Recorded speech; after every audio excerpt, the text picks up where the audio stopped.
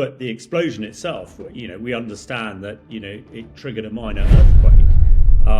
And even the Russians have admitted there were, thousands of tons of Russian weaponry there. That is a logistical nightmare for Russia to lose weapons on that scale. Even seeing on the sort of Russian chat shows in the evening where the usual propagandists spurt the sort of pro-Kremlin rubbish are now beginning to question Putin.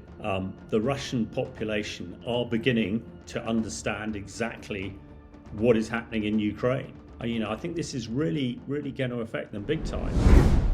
So it has been another busy week in Ukraine and in Russia, because it looks like two of the biggest munitions storage facilities in Russia were attacked and partially destroyed by Ukraine.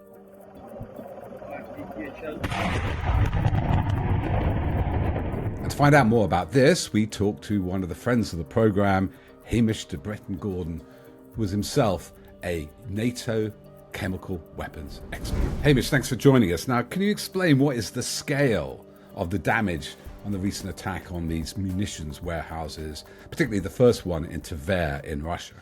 Well, I think size and scale are in a whole host of issues here.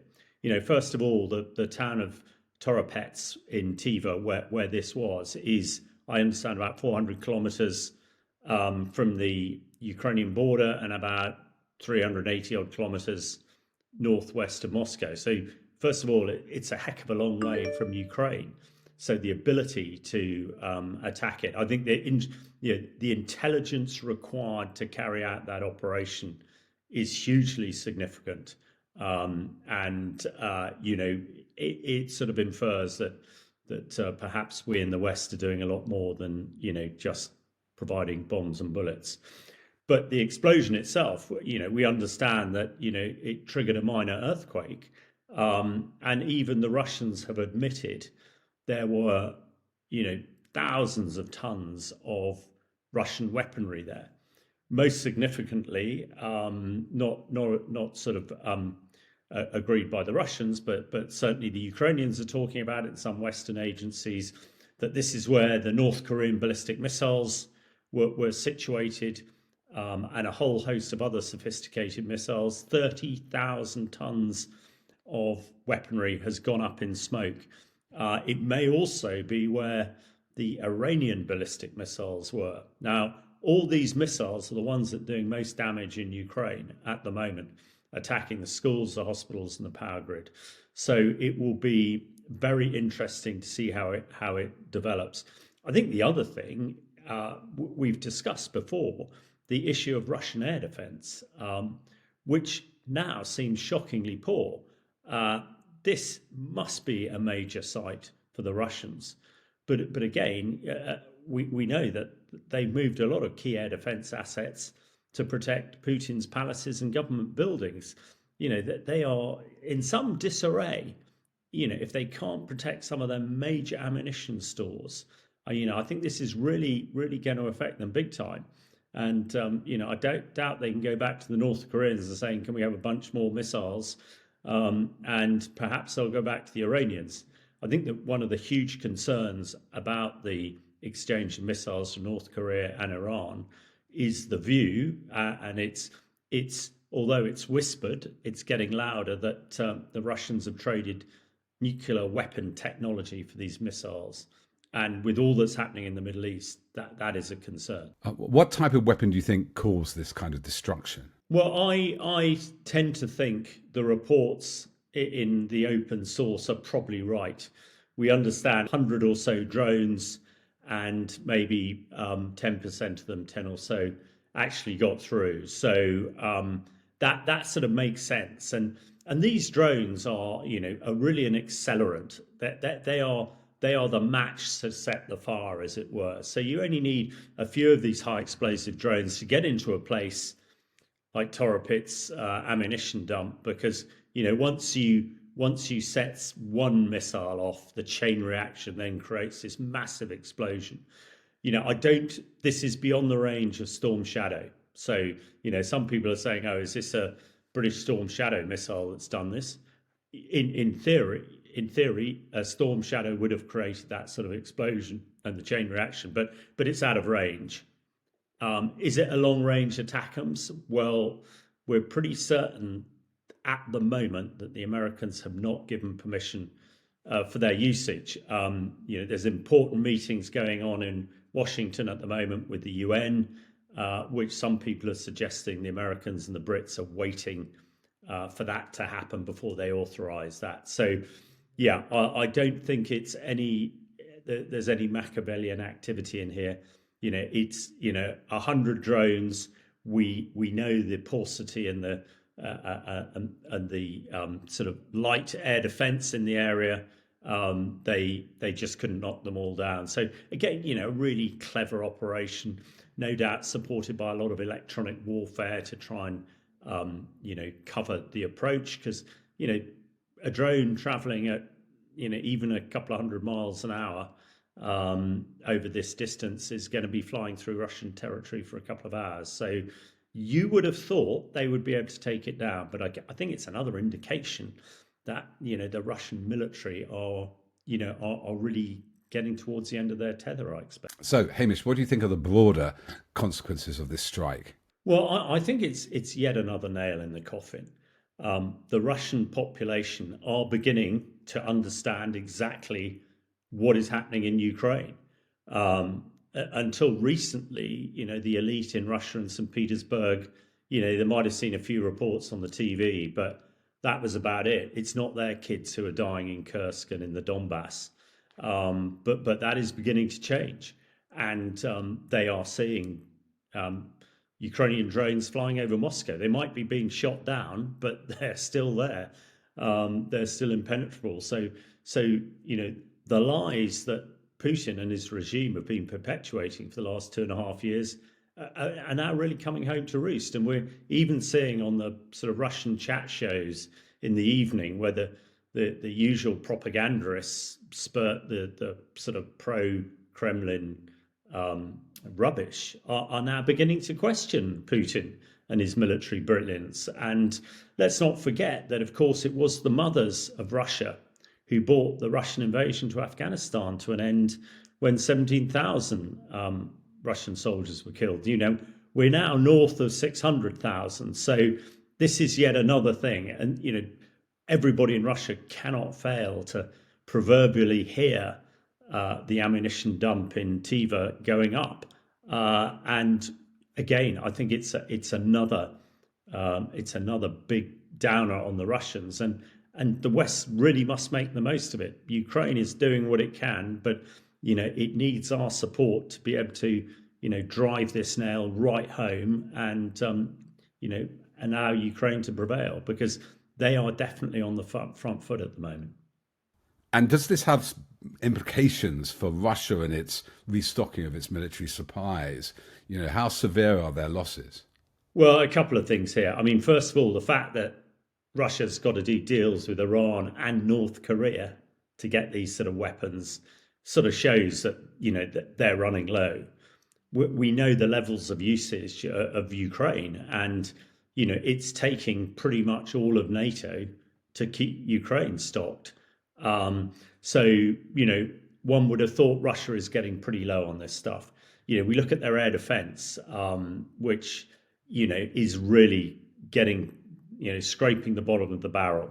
So certainly they're trying to make stuff, but, there's another report today that a Russian spy has been arrested in Miami for trying to get American electronics to Russia so that they can make more missiles.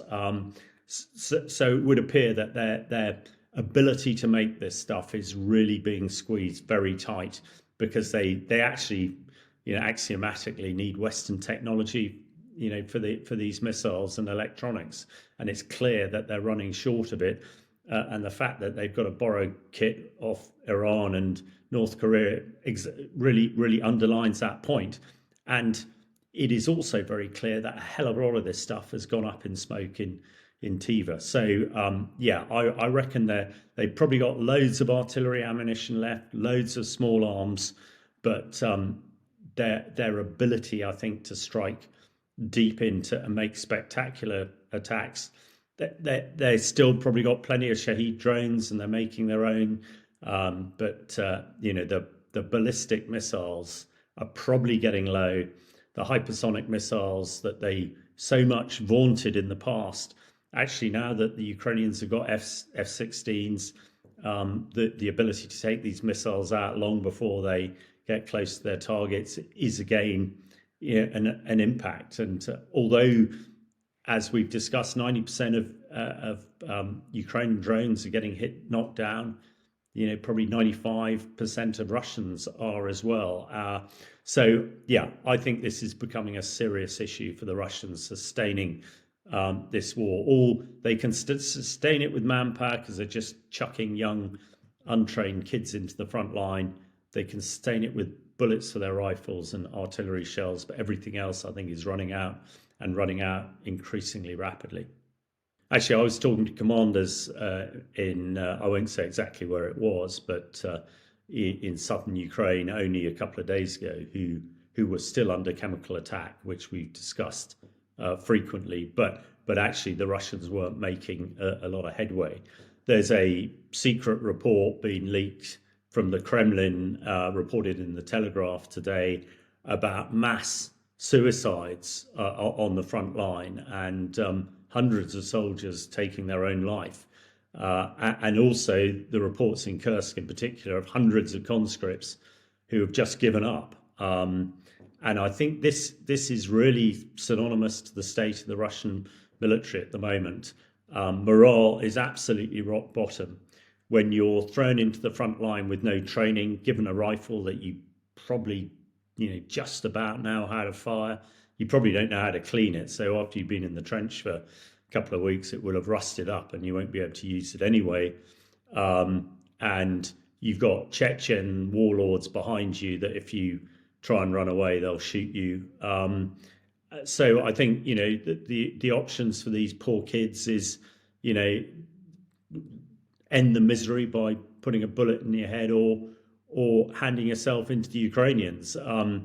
And they're probably told that the Ukrainians will kill them anyway, but actually they are probably realizing now that you look at the Russian soldiers who are handed back to Russia, who all look pretty fit and well, and you look at the Ukrainians being handed back, who look as though they've been in a concentration camp. These messages are starting to get through, and I think all of the stuff we've talked about, the loss of ammunition, and the sanctions really beginning to bite in Russia.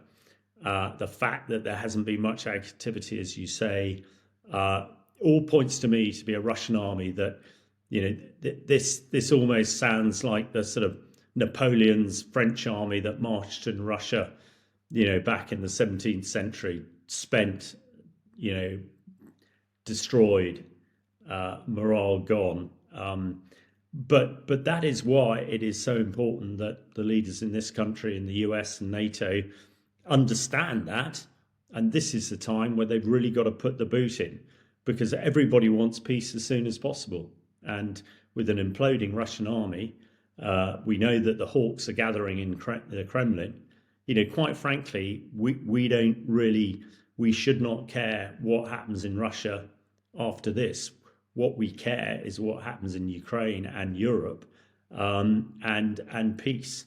And if we can get peace in Ukraine, then everybody can focus on trying to get the peace in the Middle East. So these things are all interlinked. But there is an opportunity, and I just hope that our new leader here and the leaders in the US, well aware that there's an election coming up in November, and well aware that the Americans are 4,000 miles further west than we are from these issues, so are less focused.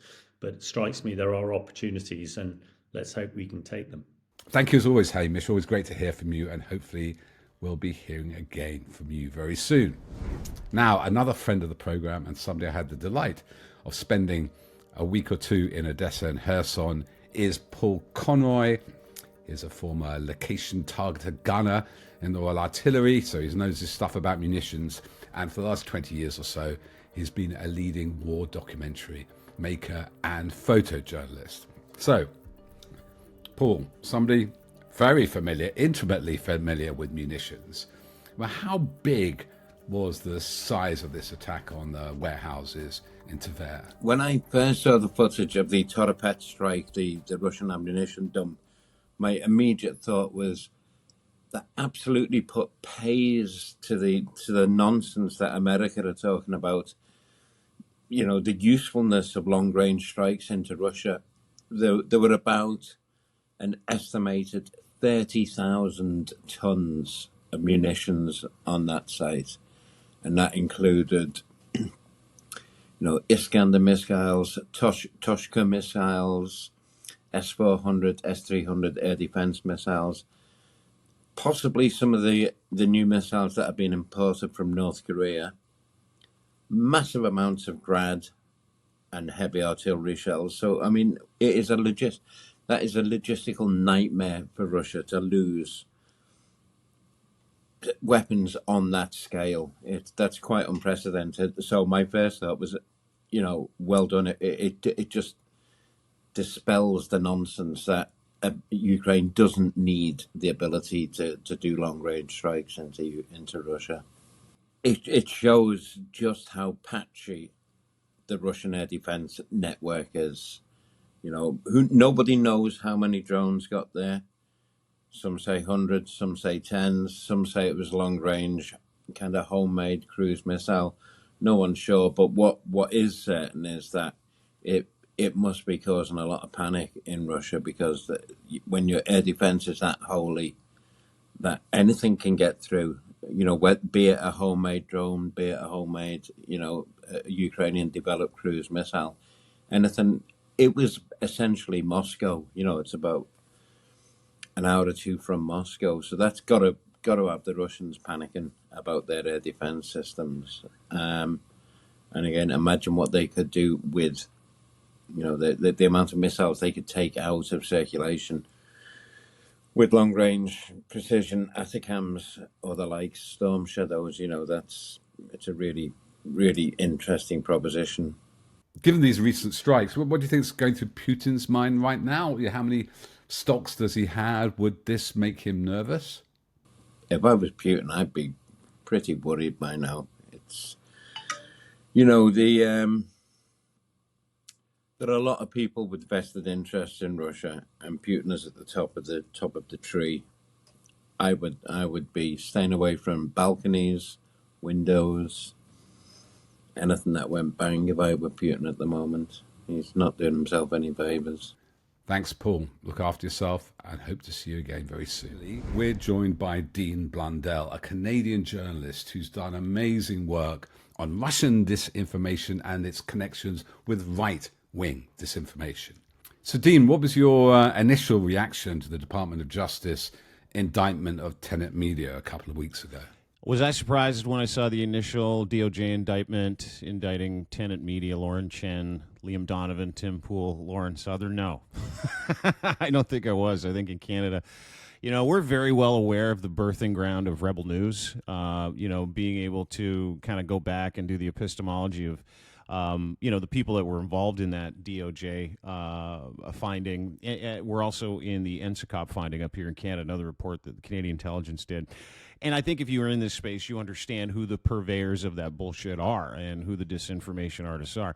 And it's, it's always the same people that get these unbelievable lifts from the algorithm and boosts from different organizations and interesting ways to be able to get that information in different ecosystems, always shared into, Telegram. Look, America's supporting us. Canada's supporting us. They have dictatorial regimes in Canada, which we don't.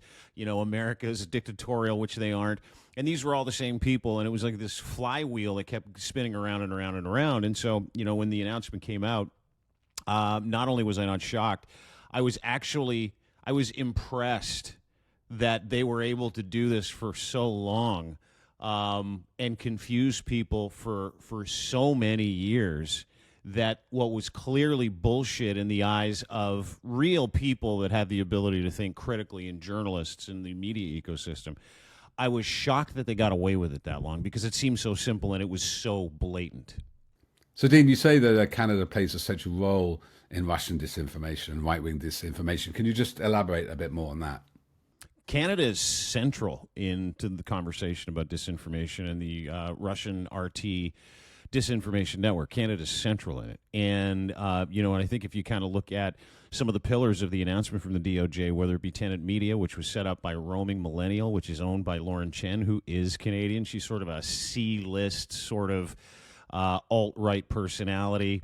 Who's vilified and hated in this country, specific after the election, when we had one of our high jumpers win bronze, and she twerked, and Lauren Chen called her a slut promptly. So it was kind of an interesting way for Lauren to kind of be introduced to Canada, and it was a matter of weeks after that this whole thing came out. And I think, I wasn't aware of Lauren Chen or her husband Liam Donovan until those papers came out.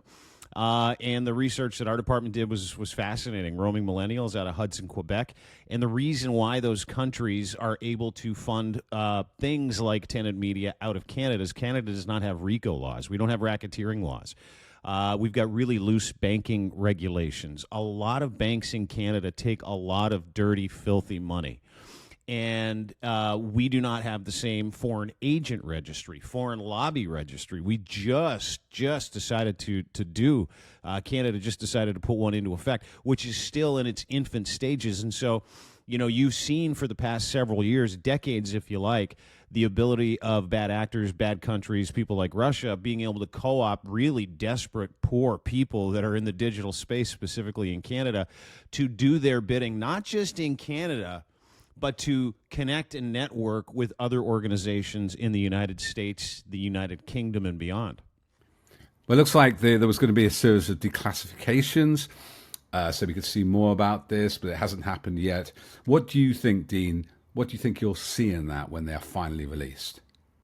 Oh, man, what do I expect to find in the next dump? Well, the DOJ's announcement last week, Blinken and Garland said that they were going to spend the next couple of weeks unmasking. They announced that this last week they were going to lay out the entire Russian network bare, specifically what RT was, which is really just an integrated media company into FSB and Russian intelligence. And so we've sort of been getting some of those leaks, but we're also getting the results of the investigation and some of the I guess some of the work that they've been doing behind the scenes to go around and really try to convince different countries, people like Facebook. You saw Meta the other day just got rid of RT. They said, hey, listen, we can't have anything then. We met with the government. We actually have seen some of the receipts.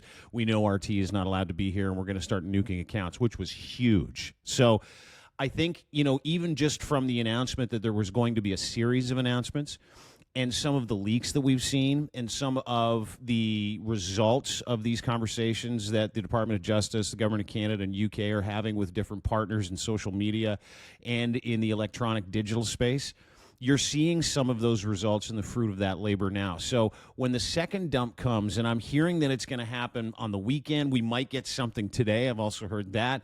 But I think you're going to start seeing a roadmap in the Department of Justice in the next couple of weeks start to piece that together with some of the results that we've seen, whether it be the meta banning of RT and what other countries are doing in conjunction with their own reporting. So the DOJ is going to put something out. Canada has an NSICOP report, which is coming out.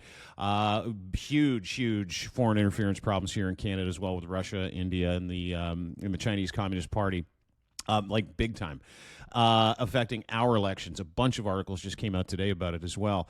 So I think there's a real rush, specifically ahead of the U.S. election. We're going to get a whole bunch of information, and we're going to be able to kind of roadmap according to some of those announcements and according to the intentionality of the relationships around trying to lay bare what RT and Russia have been able to do so effectively for so long.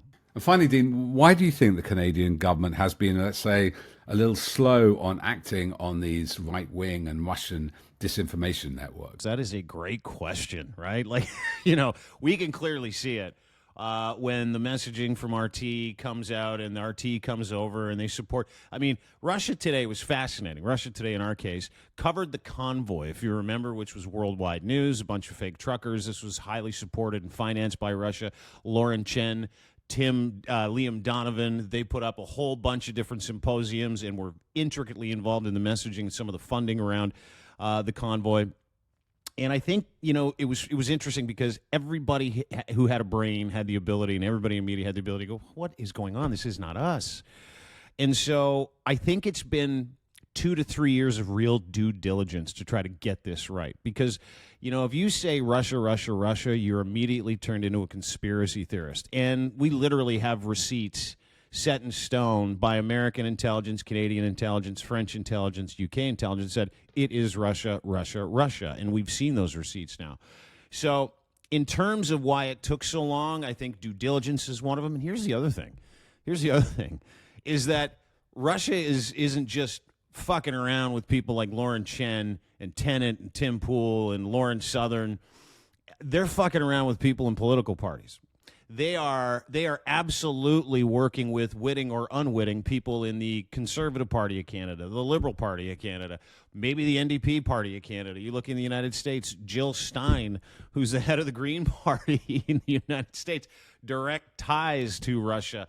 The GOP basically should just be called the Russian Party of the United States of America. All of our news outlets have different agencies that have been paying to torque stories on behalf of Russia for a very long time. So it's not just these digital creators, which you can sacrifice a digital creator. The political institutions, the media institutions, legal institutions in the United States and America in several capacities are also complicit in working with foreign governments like Russia. So when you start pulling on that string, you start writing stories. It's not just one person, one party, one influencer who gets it. You're talking about people that have billions and billions and billions of dollars and interest and influence wrapped up in this as well. So much like the Puff Daddy thing, it's not just Puff Daddy, right? It's not just Lauren Chen and Tennant Media.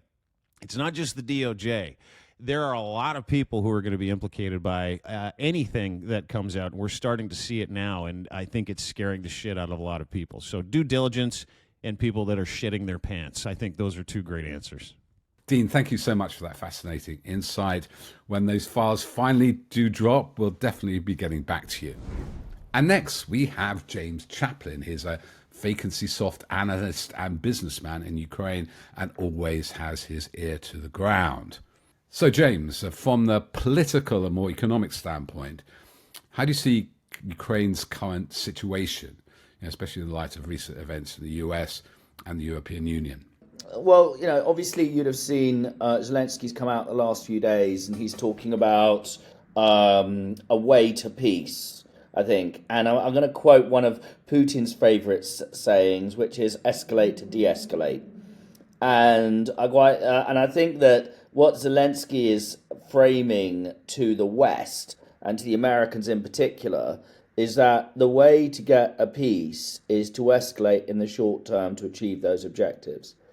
Now, and I think that's his gambit. So I think he's scheduled to meet with the US administration shortly to discuss his plan. And we'll see what comes out of that. As I'd mentioned to you before, whatever happens, what I don't expect is there to be some big PR announcement. The US now allows Ukraine to use their weapons. It's not going to be like that. Everything's going to be in silence and everything's going to be with ambiguity. If we're looking at what has been happening with this war, typically the Americans have ended up giving Ukraine what they need. So I don't see why that would change this time. There's a process, I guess. Now the Russians obviously have got their own issues. And they're just trying to they're making noise, but I'm not really sure what else they can do other than make noise. I think the other thing which is also very pertinent and important to understand, which I think the Americans are starting to realize themselves, is that the longer they arm Ukraine but place restrictions on their weapons, the faster the Ukrainians develop their own weapons. So you'd have seen in the news the new Ukrainian missile system, which hit all these munitions things. And, that's taken like 18 months of development. But it's like anything. The fact that the Ukrainians have access to the Western weapon systems means that they can be reverse engineering the technologies. Now, some things are incredibly complicated and, you can't reverse or engineer them. But if you're looking at the mechanics and you're looking at the way these systems work, I have no doubt that the fact that the Ukrainians are able to build their own systems which have that kind of, distance and accuracy is only possible in this window of time because they've had access to the French, German, American, British systems. And can you talk a bit more about the significance of Crimea in that larger political picture? I mean, is it important that leaders like President Erdogan of Turkey and Secretary Blinken, the American Secretary of State, are now publicly declaring that Crimea is part of Ukraine? Can you just, for our audience, just explain a bit more about the resources and the strategic importance of... Yeah, 2012, there were a series of geological findings, surveys that came back, and what they identified is that off the shelf of Crimea, there are significant natural gas reserves, which are proportionately almost as much as what Norway was found in Norway. So we're talking significant amounts. Now, straight away, drilling started. Now, 75% of those fields are linked to whoever owns the territory of Crimea in terms of how this is done. So the point being that Russia, for a long time, the way that its economy has worked is that it's obviously a resource exporter. And it, up until obviously 2022, it had a monopoly on the Western and European markets. So when this natural gas was found in Crimea, the concern for Putin would have been, well, if we don't do anything about this, then it will be so easy for Ukraine to drill in and connect these gas right through the gas pipelines that already exist, and then we're going to have a competitor into our domestic European audience. And that's not really even reading between the two lines that much. That's just Occam's razor. So it wasn't really a surprise that the first thing that happened when the Ukrainian government kind of got thrown out in 2014, the first thing that Putin did was take back Crimea, or take Crimea rather. I think the significance as a result of Crimea is that Ukraine can rebuild its economy through the natural gas there in a way where it's not doing it through begging and pleading, it's doing it through hard bartering, and that's part of the reason why, if you look at the financial aid that's gone into Ukraine by country, by a long way, the second biggest contributor is Germany. And why? Well, it's obvious. There's nothing the Germans would like more than to have a democratic, stable gas partner where they don't worry about that country playing games. James, as always, I learned so much from you. Thanks for joining us. Meanwhile, everybody watching, if you enjoyed the show, remember, unlike Tenet Media, we don't take Kremlin gold. Indeed, what we do is rely on you. You're our funders, you're our subscribers. So you can do that, you can support us pressing a little donate button on YouTube. You can go down to Byline TV, become a member, even better. And you can support us by subscribing to Byline Times, which this month focuses on Russian disinformation, Elon Musk, and the Tenet media story. It's called X Marks the Spot. It is available for download now as a PDF, and next week you can buy it in the shops. Anyway, thanks for listening, and we'll be back soon. They called us conspiracy theories when we tried to warn the world what the Russians were trying to do, interfering in Brexit and US elections. For 7 years since we've been reporting it, it's been ignored or dismissed. But now, thanks to disclosures of secret intelligence files, it all turns out to be true. It wasn't a conspiracy theory. It was a conspiracy fact. Observer journalist Carol Cadwallader. She was right. They called her Mad Cat Lady and dragged her through the courts. Former MI6 intelligence officer Christopher Steele. He was right. They called him a fantasist, and Trump dragged him through the courts. But it wasn't a conspiracy theory. It was a conspiracy fact. Now, it wasn't always easy reporting on this, and Byline Times is subject to legal threats from Russian oligarchs, hacking attempts, and even a threat for the Ministry of Foreign Affairs in Russia. But we were right.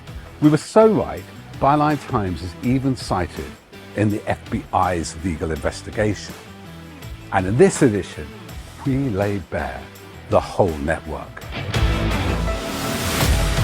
Right from the beginning, the Russian officials, the funding, the super spreaders in the West, and of course the way all this disinformation has been weaponized against us on platforms such as X.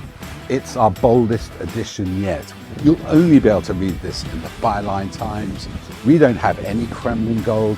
We just have your support, and buy us at the shops or subscribe online. And remember, it wasn't a conspiracy theory. It was a conspiracy fact.